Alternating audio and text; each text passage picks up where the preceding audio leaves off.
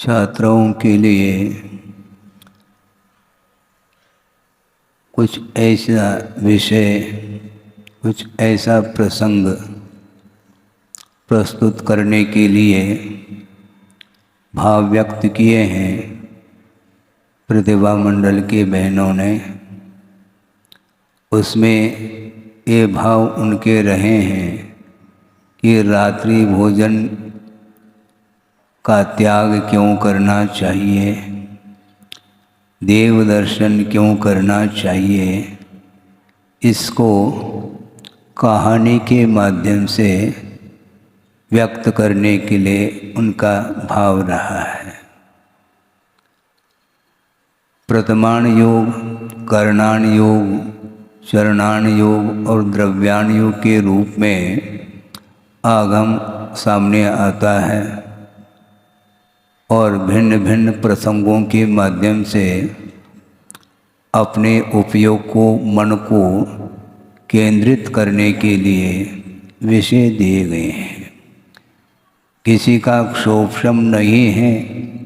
कर्म सिद्धांत और सूक्ष्म रूप से जीव सिद्धांत का बोध जिसे नहीं है, और लोक के विषय में भी भौगोलिक विषय को लेकर के विस्तार के साथ किसी को जानकारी हो भी सकती है और नहीं भी हो सकती है, किंतु आत्म कल्याण करने के लिए प्रयोजनभूत तत्व का बोध होना चाहिए, यह हमारा आशय है। और आप लोग कथानक पढ़ सकते हैं, पद्म पुराण है, हरिवंश पुराण है, पांडव पुराण है, श्रीपाल चरित्र है, सुदर्शन चरित्र हैं, आदि आदि। ये सब महापुरुषों के अथवा 63 शलाका पुरुषों के जीवन वृत्ति के विषय में सर्वांगीण वर्णन मिलता है। जहाँ तक मैं समझता हूँ कि आप लोग उन बच्चों के लिए छोटी छोटी कहानियों के माध्यम से संस्कार तो दे ही रहे होंगे, फिर भी आपका भाव है उसको लेकर के प्रसंग बना रहा हूँ कि आप लोग तत्पर सूत्र का अध्ययन करते हैं।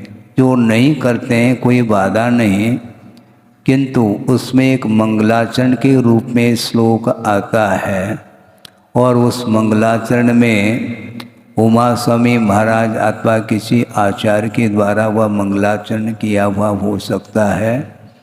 उसमें ये भाव दर्शाया है कि मोक्ष मार्ग के नेता को मैं नमस्कार करता हूँ। किसको करता हूँ?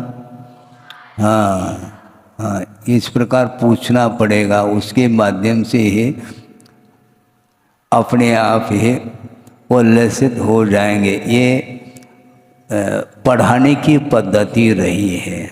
प्रवचन अलग होता है और पढ़ाने की पद्धति उसको रिपीट किया जाता है कि मोक्ष मार्ग के नेता को नमस्कार किया गया है। वह श्लोक आपके सामने रख रहा हूँ, हालांकि वह श्लोक संस्कृत में है, इसके उपरांत भी सरल अर्थ है। और कल मैं कहाँ पर मध्याह्न में 1:30 बजे महाराजों के साथ वहाँ पर अवलोकन करने के लिए पाठशाला, जिसको बोलते हैं स्कूल बोलो, अंग्रेजी शब्द है विद्यालय। हाँ, विद्यालय का आलय माना जाता है, विद्या का आलय सो विद्यालय। वहाँ पर गए और अलग अलग कक्षाएं, वहाँ पर भिन्न भिन्न विषय को लेकर के पढ़ाई चल रही थी। उसमें संस्कृत में भी अध्ययन कराने की अपेक्षा से कुछ विषय दिए जा रहे थे। तो ये श्लोक जो है संस्कृत में है, मोक्ष मार्गस्य नेतारम, हाँ, कंठस्थ है भेतर। हाँ, वंदे का अर्थ मैं नमस्कार करता हूँ। किसको नमस्कार करता हूँ? मोक्ष मार्ग के नेता, लौकिक नेता को नमस्कार नहीं किया जा रहा है, किंतु परमार्थ का बोध कराने वाले जो मोक्ष मार्ग के नेता होते हैं उनके लिए नमस्कार किया गया है। वो कैसे हैं?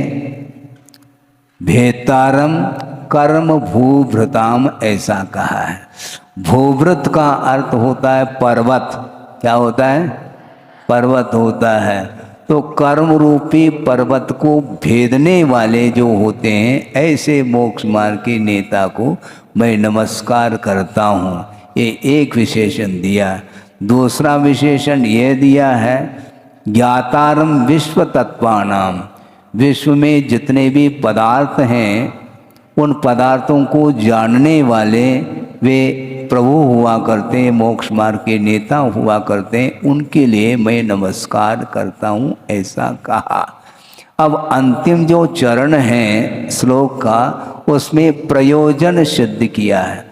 प्रयोजन की ओर भी ध्यान दिलाया गया है कि मोक्ष मार्ग के नेता को मैं नमस्कार क्यों करता हूँ, क्योंकि मंदिर क्यों जाना चाहिए, ये जिज्ञासा थी। उसका समाधान इसमें मिल जाएगा।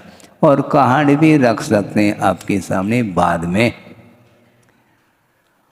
वंदे तद्गुण लब्धये, तद्गुण लब्धे का अर्थ ये है कि भगवान आपने मोक्ष पथ पर आरूढ़ हो करके सम्यक दर्शन, सम्यक ज्ञान, सम्यक चारित्रात्मक जो मोक्ष मार्ग है उस पर आरूढ़ हो करके रत्नत्रय की आराधना के साथ साधना के बल पर आपने अनंत गुणों को उद्घाटित किया है, उपलब्ध किया है। उसी प्रकार भगवान आपने ही कहा है कि प्रत्येक जीव के भीतर वे अनंतानंत गुण होते हैं जो स्वरूप को सूचित करने वाले होते हैं। उन गुणों को प्राप्त करने के उद्देश्य को लेकर के भगवान मैं आपके चरणों में आया हूँ और आपकी पूजा अर्चना करना चाहता हूँ, मैं आपकी वंदना करता हूँ। ये प्रयोजन सिद्ध किया है। मंदिर क्यों जाना चाहिए? बिल्कुल ही छोटे बच्चे हैं, उनको भी संस्कार आ जाए इस अपेक्षा से माता पिता उनको मंदिर भेजते हैं।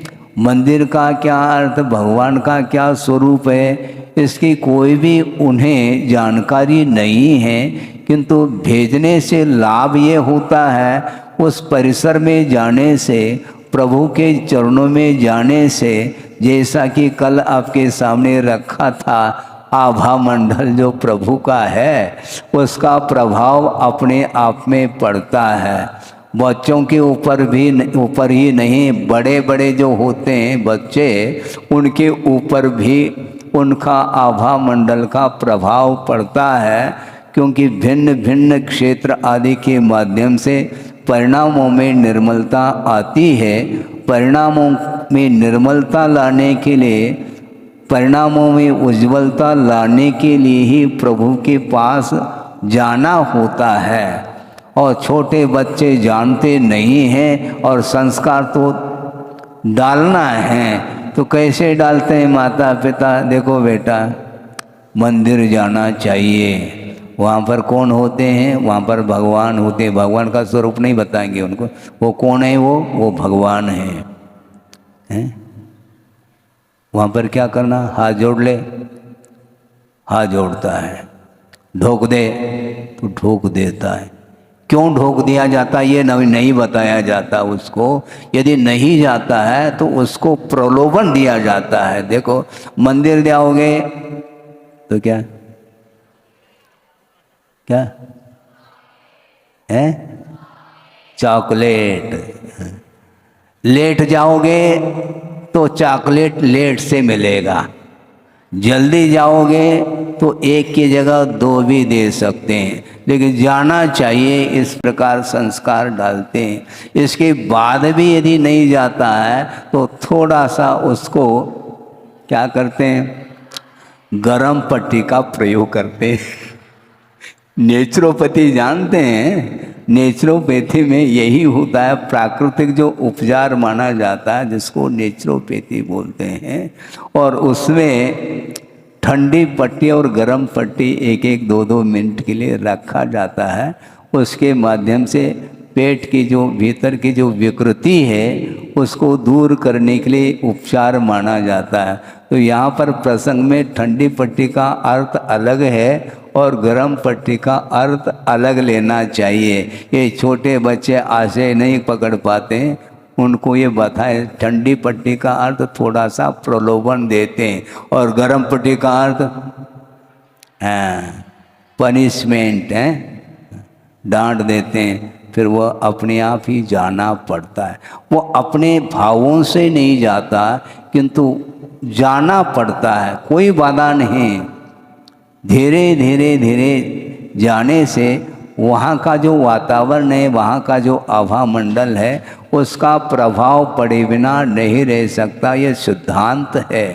और आगम ग्रंथों में ऐसा भी विषय आया है कि 8 साल अंतर्मुहूर्त के उपरांत सम्यक दर्शन को प्राप्त करने की क्षमता उसके अंदर आती है। और मात्र सम्यक दर्शन ही नहीं, रत्नत्रय को प्राप्त करके और अंतर्मुहूर्त में निर्वाण को प्राप्त करने की भी क्षमता उसके अंदर आ जाती है। इसलिए ये बहुत बड़ा लाभ इसमें निहित है। इसलिए निरंतर धार्मिक संस्कार देना चाहिए। कहानी के माध्यम से सही, हमें कोई प्रयोजन नहीं है, वह भाव तक पहुंचाना है। पहुंचाने के लिए भिन्न भिन्न प्रकार की दवाई दी जाती है। मान लो कड़वी दवाई होती है, लेना तो है, रोग को दूर करने के लिए दवाई का प्रयोग किया जाता है। और मान लो वो दवाई कड़वी है तो शुगर कोटेड कर लेते हैं, ताकि उसके माध्यम से वह मुख में पहुंच जाए और थोड़ा सा मिठास का अनुभव होता है और भीतर चला जाता है, तो रोग को दूर करने के लिए वह कारण शुद्ध होता है। उसी प्रकार छोटे छोटे कहानी जो शुगर कोटेड मानी जाती हैं, उसके माध्यम से बालकों का, बालिकाओं का मन लग जाता है। ये आवश्यक है। इसी को धर्मानुराग की संज्ञा दी है। राग एकांत से संसार के विकास के लिए कारण नहीं, किंतु जो विषयानुराग है उसके माध्यम से ही संसार का विकास होता है। और मोक्ष तत्व को प्राप्त करने के लिए धर्मानुराग का आलम्बन लेना चाहिए, ऐसा आचार्यों ने कहा है। बहुत अच्छा प्रसंग एक कहानी के माध्यम से सही आचार्य समंतभद्र स्वामी ने प्रसंग दिया है। यदि पढ़ा हो अथवा पढ़ने में आया हो अथवा पढ़ाया गया हो तो आपको स्मरण में वह विषय आ सकता है कि श्रेणिक हाथी पर सवार हो करके कहाँ जा रहा है? समोशरण, प्रभु के दर्शन करने के लिए वो जा रहा है। उनके साथ प्रजा भी है, जनता भी जा रही है, क्योंकि प्रभु समोशरण में विराजमान हैं। उनके दर्शन, उनके पूजन अर्चन के उद्देश्य को लेकर के पूरी जनता जा रही है और राजा भी हाथी के ऊपर सवार होकर के जा रहा है पूजन के उद्देश्य को लेकर के। और एक छोटा सा कौन, कहानी आपको सब कंठस्थ है और इसमें आग्रह किया महाराज इनको बोध हो जाए कहानी के माध्यम से। पता नहीं कितनी कहानी इनको याद है, हमें तो नहीं याद है। आया क्या नहीं, यह प्रसंग दिया है कि मेंढक भी उसमें शामिल हो रहा है। उसके मुख में फूल की पंखुड़ी है और वह जा रहा है। सोचो विचार करो, कहाँ जा रहा है? समोशरण। यहाँ समोशरण है ही नहीं, किंतु जनालय हैं। उन जनालय की वंदना करके, उनकी पूजा इत्यादि करके अपने परिणामों को शुद्ध बनाया जाता है, तो उसी प्रकार वह छोटा सा मेंढक जरूर है और वह तिर्यंच गति का जीव माना जाता है। अपन को ऐसा लगता है कि इसके पास कोई ज्ञान ही नहीं है और हम ही ज्ञाता दृष्टा है? ऐसा नहीं, उसके अंदर भी प्रभु की पहचान हो रही है। एक छोटा सा प्राणी, क्षुद्र प्राणी होकर के भी वो मूक प्राणी है, वो बोलता नहीं किसी के साथ, जा रहा है। कितने पवित्र भाव होंगे उसके अंदर, कुछ भी नहीं कहा जा सकता। उस पर्याय को देखते हुए लगता नहीं कि इसके अंदर भी इतने पवित्र भाव होंगे, क्योंकि भाव पकड़ में नहीं आते, किंतु भीतर वह भाव रहते हैं। भावों की अभिव्यक्ति जो करता है उसी के अंदर भाव है, और जो अभिव्यक्त नहीं करता है उसके अंदर भाव ही नहीं। ऐसा नहीं हो सकता, क्योंकि उसके पास भी प्रभु की पहचान करने के लिए मन है, उसके पास माइंड जिसको बोलते हैं, लेकिन माइंड हो करके भी बड़ी कठिनाई हो रही है। कदम कदम पर वह तनाव में आ जाता है, उसको कहना पड़ता है डोंट माइंड इट, है मन में नहीं लियो, सुन लिया और निकाल दिया। उसको बार बार तनाव लाना, डिप्रेशन में जाना, वो ठीक नहीं माना जाता है। और डिप्रेशन में कौन आता है? छोटा बालक नहीं आता, जो बड़े बड़े होते हैं वही इसके शिकार बन जाते हैं, डिप्रेशन में आ जाते हैं। उनको समझाना कठिन है, और ज़्यादा डिप्रेशन में आ गए, मान लो गर्मी बढ़ गई, गर्मी बढ़ गई का अर्थ क्या? बुखार नहीं आया, गर्मी बढ़ गई अर्थात माथे में गर्मी चढ़ गई, फिर उनको ग्वालियर ले जाना पड़ता है। समझ गए? देखो बच्चे भी समझ रहे हैं कि ग्वालियर का अर्थ क्या होता है, हैं? हाँ, पागल खाने में ले जाते हैं उसको। ये फेमस हो गया ग्वालियर। अब सुनते हैं आगरा में भी वह उसका इलाज होने लगा है। ये सब क्या है? ये मानसिक बीमारी मानी जाती है। जो शारीरिक बीमारी है, फिजिकल जिसको बोलते हैं, उसमें कोई कमी हो, रोग इत्यादि हो, उसका यथोचित उपचार किया जा सकता, उसका ट्रीटमेंट हो सकता है, उसके लिए पथ्य आदि के माध्यम से उस रोग को निष्कासित किया जा सकता है। किंतु जो मानसिक मेंटलिटी खराब होगी उसके लिए कोई भी दवाई नहीं। अब क्या करेंगे उसके लिए? तो ये तनाव आता क्यों है? क्यों आता है बोलो? कोई बोल सकते हैं तनाव क्यों आता है? वो तनाव दे रहे हैं ऐसा बोलते हैं कई बच्चे। तुम ले क्यों रही हो? तनाव कोई देता है तो लेना नहीं चाहिए। हम ले तो तनाव है, नहीं ले तो कोई तनाव है ही नहीं। किसी ने गाली दी तो गाली का अर्थ क्या होता है? गाली, हाँ, गाली। देखो अब हाँ, गाली का अर्थ क्या? गा लिया उसने, है? भजन गाली, है? हाँ।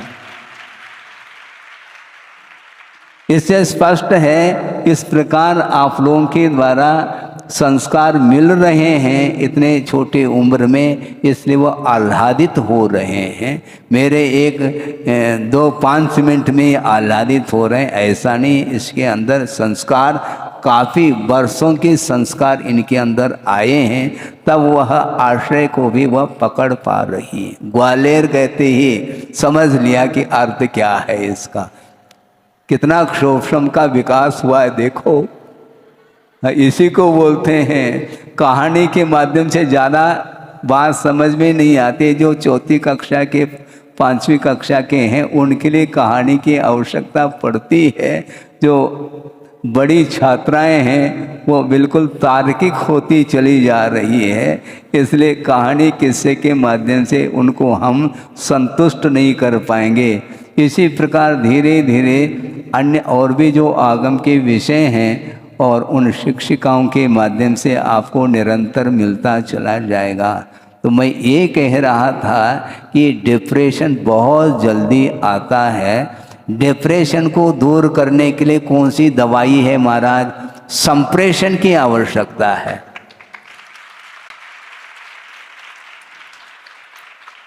डिप्रेशन को दूर करना है तो संप्रेषण, अच्छे ढंग से भावों का संप्रेषण होता है। वो दूर भी हो तो यहीं पर बैठे बैठे वो ऐसी पेथी है जिसके माध्यम से उसका रोग दूर हो सकता है। मानसिक रोग भी क्यों ना हो उसको भी दूर किया जा सकता है। क्या बोलते हैं आप? हीलिंग बोलते हैं क्या? हाँ हाँ हाँ हाँ हाँ बिल्कुल। इसके माध्यम एक पैथी है सहानुभूति, सबका कल्याण हो, ये जो पवित्र भाव है इसका इतना दूर दूर तक प्रभाव पड़ सकता है। हजारों किलोमीटर भी क्यों न दूर हो, उसके साथ इस प्रकार का धार्मिक संबंध जोड़ा जा सकता है। वह यहाँ पर आने की उसकी क्षमता नहीं भी हो तो भी यहाँ से प्रेषित किया जा सकता है। ये पवित्र भाव माने जाते हैं। भावों का ही आदान प्रदान होता है। शब्द एकमात्र माध्यम है और शब्दों में आर्ट भी हो सकता है, शब्दों में कला आ सकती है, साहित्यिक छटा जिसको बोलते हैं। लेकिन भावों में कौन सी कला है? शब्द कुछ भी हो किंतु भीतर से यदि बोलेंगे तो निश्चित रूप से उसका रोग दूर हो जाता है। गोद खा बालक है, उसको चुटकी बजा दी है और वह मुस्कान ले रहा है, वह हंस रहा है, यानी चुटकी का मायना भी समझ रहा है। वो शब्द नहीं है, वो चुटकी केवल ध्वनि है। मौन रह करके भी यूं इशारा करते हैं तो वह दौड़ता आ जाता है। इसका अर्थ वह समझ रहा है कि मुझे चाह रहे हैं, मुझे बुलाया जा रहा है। एक मूक पिक्चर माना जाता है। आप बोल नहीं रहे हैं किंतु धीरे धीरे यूं करते हैं, फिर बाद में थोड़ा सा आजा बेटा, बाद में कहते पहला तो यूं। केवल आजा बेटा कहने से नहीं आता, वो इशारा समझता है, वो शब्द को नहीं समझता। हम शब्द के माध्यम से उसको बुलाने का प्रयास करते हैं, वो नहीं आ पाता। इशारे के माध्यम से सारा बोध उसको हो जाता है। इसलिए भावों का जो आदान प्रदान है उसके माध्यम से बहुत जल्दी मानसिक विकास भी होता है और उसके माध्यम से शरीर भी पुष्ट हो सकता है। आप हलवा पूड़ी भी खिला दो और ऊपर से एक चांटा देंगे तो निश्चित रूप से वह पीड़ा का अनुभव उसको रुचेगा नहीं। हाँ, आप रसगुल्ला देओ या न देओ, किंतु उसके लिए लाड़ प्यार के माध्यम से उसका विकास होता है। तो इसलिए मैं ये कह रहा था, एक छोटा सा वह मेंढक है, उसके अंदर इतने पवित्र भाव कहाँ से आ गए? भव भवांतर की वो संस्कार रहते हैं।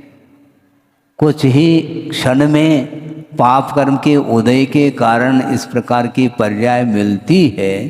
इसके उपरांत भी स्टॉक में, स्टोर रूम में वह पुण्य रहता है। कल स्टोर रूम दिखा रहे थे, इसलिए वो याद आ गया मुझे कि स्टोर में, स्टॉक में वह पुण्य संचित रहता है। समय पा करके वह उदय में आ जाता है तो उसका कल्याण हो जाता है।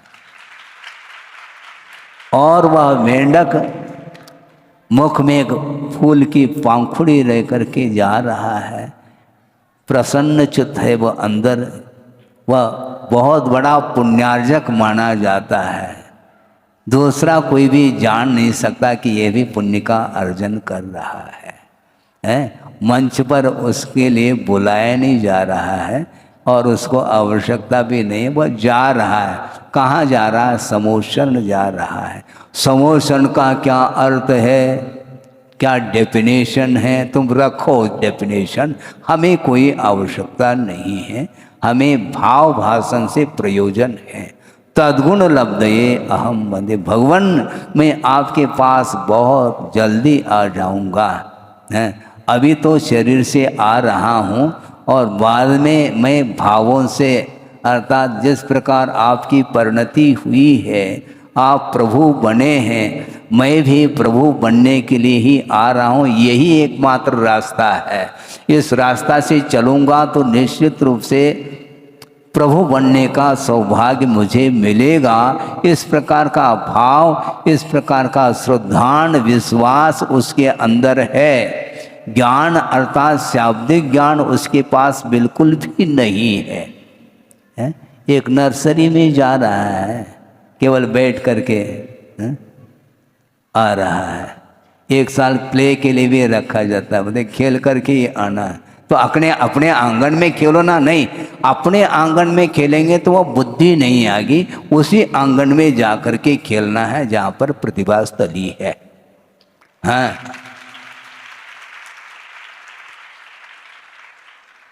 उस प्रतिभा स्थली में जा करके वह दिन भर भी खेल ले तो भी उसके अंदर संस्कार अलग क्वालिटी के आएंगे, क्योंकि मैं खेल का ही समर्थन कर रहा हूँ, कहानी का ही मैं समर्थन कर रहा हूँ। ये भूमिका है, अलग अलग भूमिका होती है। उस पर्याय में रह करके वहाँ से गुजरते हुए ही बड़ा हुआ है। पहले तो बालक था, फिर बाद में पालक बनता है। पालक की सब्जी नहीं, पालक अर्थात पालन करने वाला होता है। पहला बालक था, फिर बाद में बड़ा होकर के दूसरे के पालन करने की क्षमता उसके अंदर आ जाती है। धीरे धीरे ही विकास होता है। तो वह मेंढक बिल्कुल भाव विभोर होकर के जा रहा है और जाते जाते मार्ग में ही एक ऐसा संयोग जुड़ जाता है कि उस श्रेणी के हाथी के नीचे, पैर के नीचे आ करके अवसान को प्राप्त होता है। अब तर्क करने वाला ये कर सकता है, यही तो बात है, इसलिए हम धर्म नहीं करना चाहते हैं। धर्म करने से इस प्रकार नौबत आती है। अब सोचो उनके लिए क्या बोध देंगे। उनको बोध नहीं दे सकते, उनको ग्वालियर भेज सकते, क्योंकि वो तर्क कर रहा है। वस्तुतः जो सम्यक दृष्टि होता है वह ये सोचता है कि भगवान ये धर्म का परिणाम नहीं, अतीत में जो कुछ भी हमने पाप का अर्जन किया था उसका यह फल है, मेरा अवसान हुआ है। किंतु पूजा के भाव को लेकर के वह मेंढक जा रहा था, उसका परिणाम क्या निकलता है? श्रेणी के समोचरण में पहुंचने के पहले ही वह अंतर्मूर्त नहीं लग सकता और वह देव पर्याय को प्राप्त करके समोचरण में विराजमान हुआ है। कौन? मेंढक नहीं, मेंढक का जीव। हाँ, अभी मेंढक थोड़ी वो है, ठीक, भाव तो वही है, मैं पकड़ रहा हूँ भाव को, लेकिन बोलने में ऐसा ही आता है।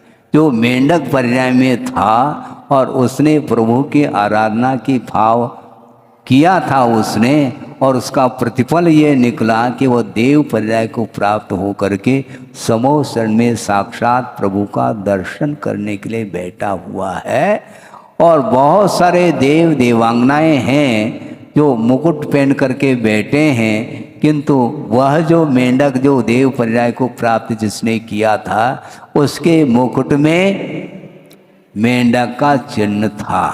अब श्रेणी को बैठ करके अब मुख्य श्रोता, तुम बनो, तुम श्रोता बनो, वक्ता बनो, कुछ भी बनो, लेकिन वह जिज्ञासा रख रहा है। श्रेणी भगवान सारे देवों को हमने देख लिया, सबके मुकुट हैं, किंतु ये कौन सा देव है जिसके मुकुट में मेंढक का चिन्ह क्यों है?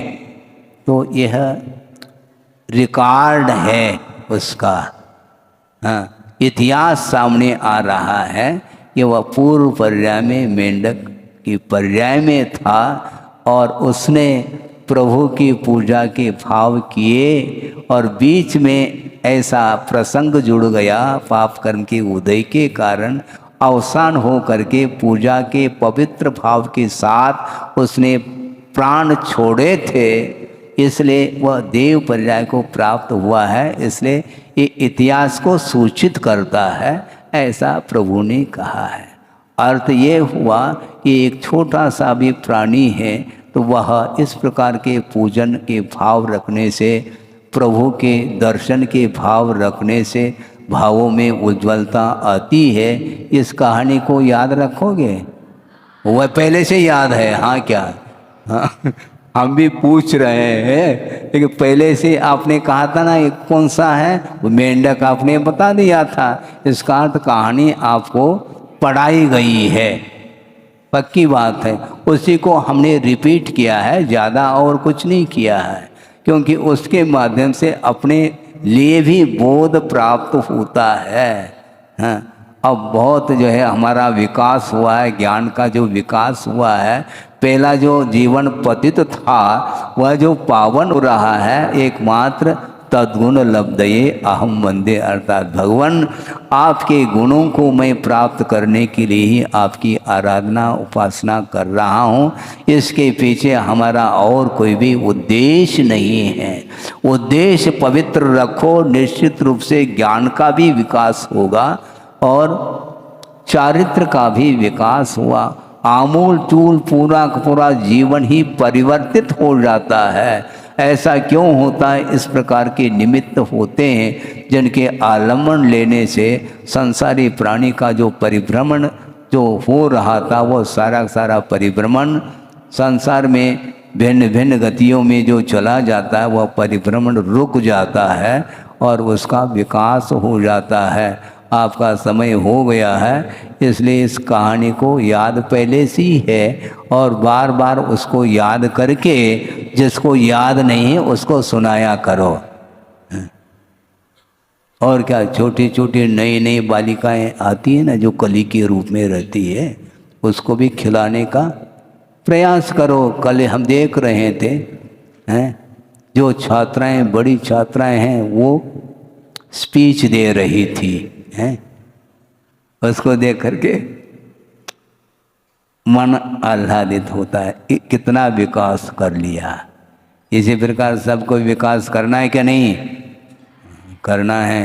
इसी प्रकार कहानी सुनो और कहानी सुनाओ, तभी विकास होगा। अहिंसा परमो धर्म की जय। बोधि समाधि परिणाम शुद्धि स्वात्मोपलब्धि शिव शोक सिद्धि चिंतामणिम चिंतित वस्तुदाने वाम वंदमानस्य ममास्तु देवी। परम पूजा आचार्य गुरुवर श्री विद्यासागर जी मुनि महाराज की जय।